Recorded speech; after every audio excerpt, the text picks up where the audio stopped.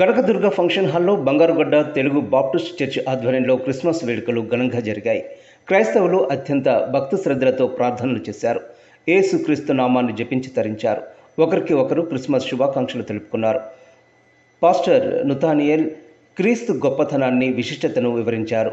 సేవ, ప్రేమలతో ప్రతి క్రైస్తవుడు జీవనం సాగించాలని క్రైస్తవ సోదరులను కోరారు. ప్రత్యేక ప్రార్థనలతో ఆ ప్రాంతం మారుమోగింది.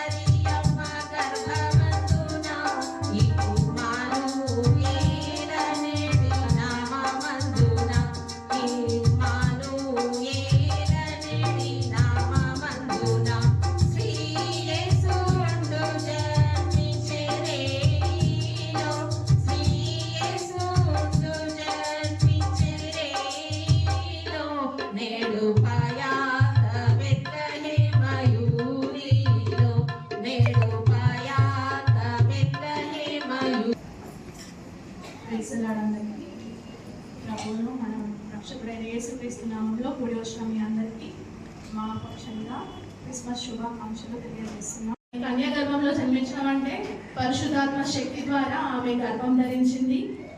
కుమారుని కానీ అతనికి ఇమ్మానుయేల్ అని పేరు పెట్టడం జరిగింది. ఇమ్మానుయేల్ అనగా దేవుడు మనకు తోడని అర్థము. అలాగే విడుదల,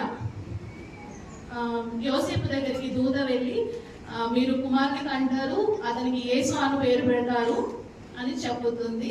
ఆ యేసు అను పదానికి అర్థము రక్షకుడు అని అర్థము. రక్షకుడు అంటే మన పాపాలను, మన శాపాల నుంచి మనల్ని విడుదల చేయడానికి యేసు ప్రభు ఈ లోకానికి రావడం జరిగింది. అలాగే విషాదము అంటే ఆయన త్యాగం మనకందరికి తెలుసు. ఈ మూడు మనం జ్ఞాపకం చేసుకోవాలి.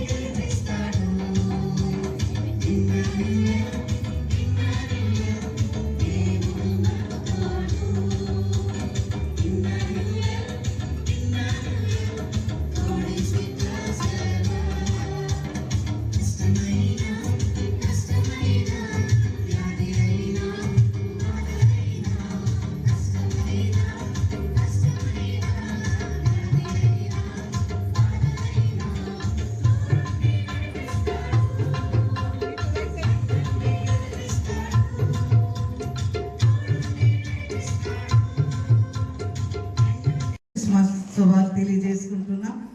ఈ ఆరాధనలో పాల్పంపులు పొందిన మీకు అందరికి మరోసారి కృతజ్ఞతలు చెల్లించుకుంటూ ఉన్నాం. చిన్న ప్రార్థన చేసుకుందాం, తలలు వంచినట్లయితే.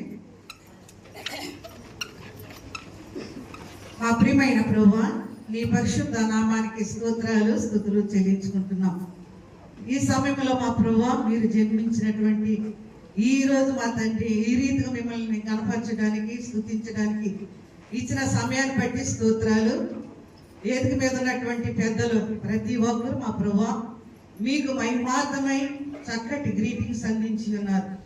వారిని బట్టి మీ నామంలో జ్ఞాపకం చేసుకుంటున్నాం.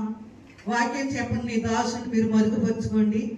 తన నోటికి బోరగా ఉండి అనేక సత్యాలు బయలుపరచమని ప్రార్థన చేస్తూ ఉంటున్నాం.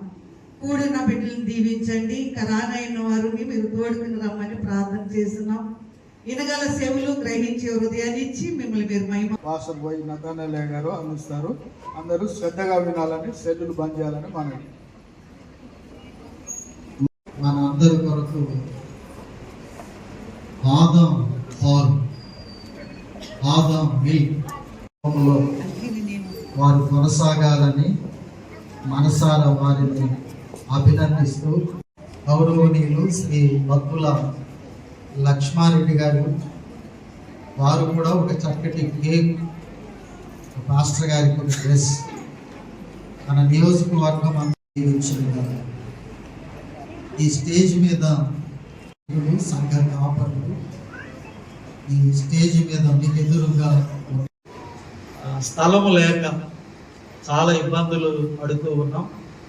ఒక్కొక్క ఫంక్షన్ హాల్లో ఒక్కొక్క రీతిగా పెద్దలు డిజైన్ చేస్తూ ఈ కార్యక్రమాలను రూపకల్పన చేస్తూ ఉన్నారు. శోభారాణి ఎక్కడున్నారు? ఉన్నారమ్మా. స్టీవెన్ కుమార్ గారు సో మా వెనుక ఉండి మా ముందు ఉండి ఈ కార్యక్రమాన్ని అంతా కూడా ఇలాగా బెలూన్స్ ఇవన్నీ కూడా సిద్ధపరిచి ఈ క్రిస్మస్ ఆరాధనే కాకుండా ప్రతి ఆదివారం ఫ్యామిలీ హైదరాబాద్లో ఉన్నా మరి ఏం చెప్తున్నాడో శోభ పిల్లలకి నేను ఆరాధన విడిచిపెట్టి రాను అని చెప్పడం, ఇక్కడే తను ఎక్కువ టైం స్పెండ్ చేస్తూ ఉన్నాను. అందరు బట్టి వందనాలు చెల్లిస్తూ ఉన్నాం. నామా ఇజ్రాయేల్ గారు కోపం లేదు మనిషి. మనం చీకటిలో ఉన్నాము, దేవునికి దూరంగా ఉన్నాము, ఎవరు గుర్తించలేని విధంగా మనం ఉన్నాము. దేవుడు మనలను ప్రత్యేకంగా ఆశీర్వదించాడు. ఆ దేదీప్యమైన ఆ వెలుగును మన మీద ప్రకాశింప చేసి ఉన్నాడు. జరగాలి అంటే Christmas should happen in you. Christmas నీలో జరగాలి అంటే అంటే అంటే అంటే ఏదో ఒకటి చేయాలి. క్రిస్మస్ నాలో జరగాలి అంటే నేనేమి చేయాలి? క్రిస్మస్లో నేను ఆనందించాలి, క్రీస్తుని మనసారా తనివి తీర త్రికరణ శుద్ధితో నేను ప్రభువుని ఆరాధించాలంటే నేను ఏమి చేస్తే ప్రభువుని ఆరాధిస్తాను? ఏమి చేస్తే నా రక్షకుడు నన్ను బట్టి నా కుటుంబాన్ని బట్టి దేవుడు ఆనందిస్తాడు అన్న విషయాలు నేను మీకు గుర్తు చేయాలని నేను ఇష్టపడుతూ, నీలో క్రిస్మస్ జరిగిందా, జరుగుతున్నదా, జరగబోతున్నదా, అసలే క్రిస్మస్ నీలో జరగలేదా?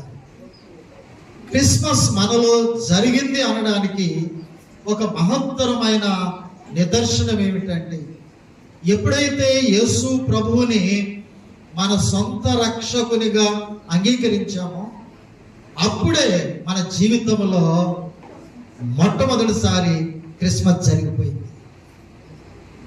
కానీ ఆ మొదటి క్రిస్మస్ మనలో జరిగిన తరువాత ప్రతిరోజు కూడా మన జీవితంలో ప్రభువుని ఆరాధిస్తూ ఆయనతో ఆనందిస్తూ ఈ విశ్వం మీద మనము ప్రభు పిల్లలుగా బ్రతకాలి. అది నీ జీవితంలో రావాలి, కావాలి. ఆ అనుభూతి, ఆనందం, ఆత్మీయత నీలో ప్రతినిత్యం జరగాలని ప్రభు కోరుకుంటూ ఉన్నాడు.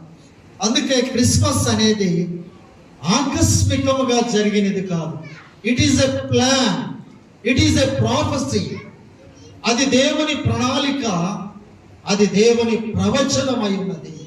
యేసు ప్రభువు పుడతాడు అని యెషయా గ్రంథకర్త, మీకా, అనేక మంది ఆది కాండము, సంఖ్యాకాండము ఈ అధ్యాయాలలో, ఈ గ్రంథాలలో యేసు ప్రభువారు పుడతాడు అని ముందుగానే ఆ ప్రాఫెసీ వ్రాయబడ్డది, ప్రకటించబడ్డది.